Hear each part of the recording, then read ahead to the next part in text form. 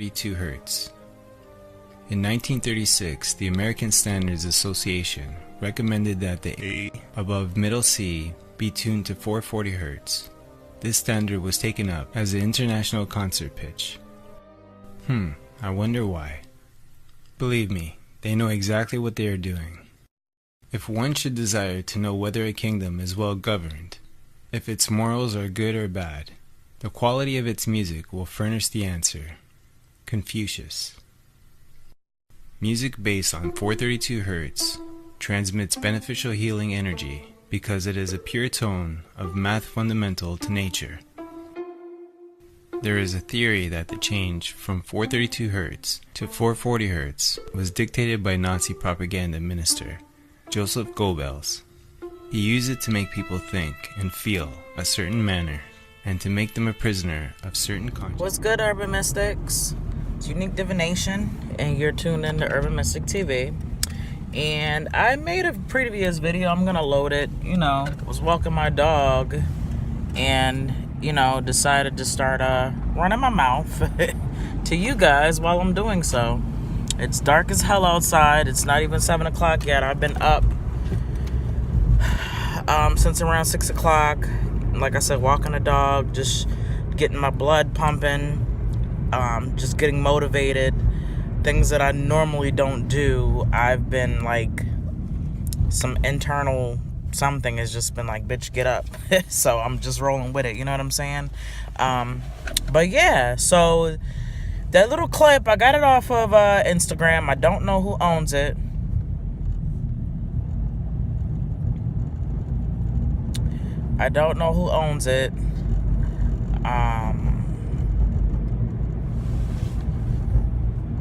And it just got me to thinking, because I can't stand the radio. I haven't listened to the AM FM for a very long time. I've had Sirius radio for like almost 10 years of my life, maybe more than that. And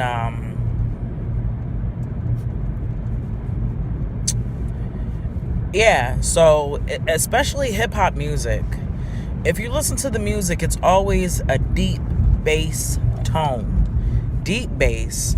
The more aggressive, the deeper the voice, especially with females, the more they pop. Have you realized that? Like in hip-hop? Like Nicki Minaj, her voice can get deep, but she's very good with dictation, not being monotone. So her voice kind of goes up and down, but usually it's kind of a dark or deep, aggressive, masculine tone that I'm noticing with like the some of the prominent female rappers. Not saying all of them, I'm saying the prominent ones. Cardi B, she has a very deep, male-oriented voice, and I'm not talking shit because I have a deep voice. I've been told my voice is very deep, very commanding, and I've been called sir a few times over the phone. I'm used to it now. I just kindly correct them, and they're like, oh my God, so sorry. But the whole point of that is the Hertz thing, and I believe that artists know this. I believe this is like music 101. I believe that everybody knows that if you want to make a hit to play on the radio, that there's a certain formula. And not to go back and forth because I'm about to do that, but Sirius Satellite, which I've had for over 10 years, has become just like the fucking radio. Like Shade 45, they play the same shit. Channel 44, 46, they kind of play the same things. So it's like I can't get away from it.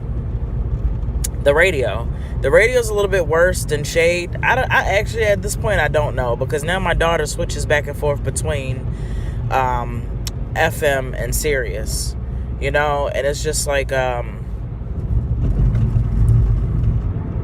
so the majority of the songs that you hear on the radio, they've got deep bass going in them. Bass is sick. It's gotta be fucking that deep drum line.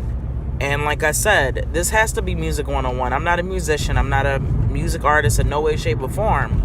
But there's no way these people are all cranking out the same type of music whether it be your 808s, whether it be your trap music, I believe they're all working off of the same megahertz. And rest in peace to XXX Tentacion. He actually talked about this. He talked about controlling people using certain frequencies. So if this 20-year-old kid could sit here and break down how the different megahertz controls people, we don't think that the music business knows this and has created formulas for hits.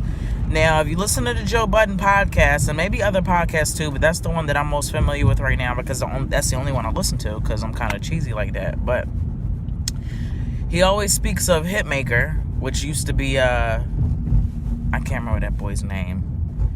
I don't know, but his new name is Hitmaker. And Def Jam has been said to have a formula to make hits. And I believe the formula is, okay, let's use this megahertz, deep bass. It's guaranteed to be a hit. Why is it guaranteed to be a hit? Because they're using certain frequencies to project their music. To project. I can't talk. I got like hiccups in like mid-sentence. They're using certain frequencies to make sure that the song is a hit because they know that if they tap into that and they put it out there on the radio, then we're going to be like, oh shit. And I get caught up in it too, I'm not going to lie. I'm human. I got to catch myself with certain things and I'm like, I'm not listening to that. But pay attention, parents, and even the young people that are watching this. I've got some young adults that watch me. Just pay attention to your music. Everything don't have to be trap. Break that shit up with like some mantras, some classical music. Hell, I mean, I listen to heavy metal. I listen to all types of music. I don't limit myself just to hip hop and rap, because if you limit yourself to just one type of music that you listen to, like, I'm just gonna say you're lame. I'm sorry.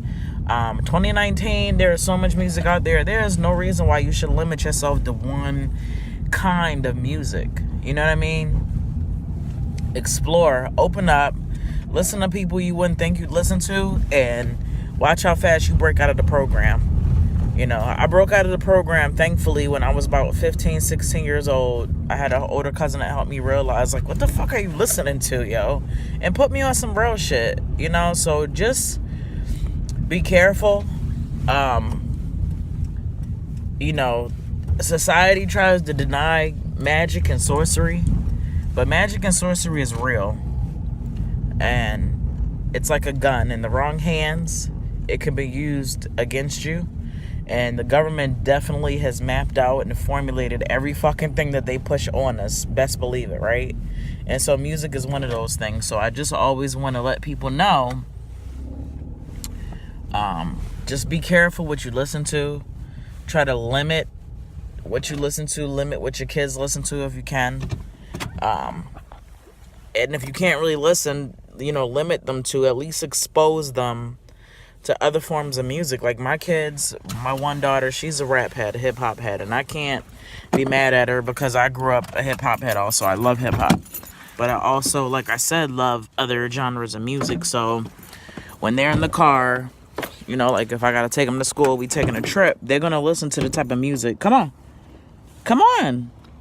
They're gonna listen to the type of music that I want to listen to, at least for a little bit, to kind of shuffle it up and let them know that there's other music out there. And so they are aggravated now, but when they get older, two things: they can either hate the music that I'm playing and don't ever want to listen to it, or they can embrace it, which 9 times out of 10 you usually embrace the music that your parents listen to. When I was 10, 11 years old, I was listening to Teddy Pendergrass, Marvin Gaye, Denise Williams. I grew up on a lot of stuff that I heard my mom play, and I enjoyed it immensely. You know what I mean? But I guess I'm gonna stop running my mouth. But I just wanted to talk about the frequency and the hertz. Like I said, this is not a politically correct, factual based fucking video, but I just want to bring some awareness. I want you guys to start actually looking into some things and go from there. Comment, let me know what you think. And I'm about to take my butt in the house. All right, have a good day.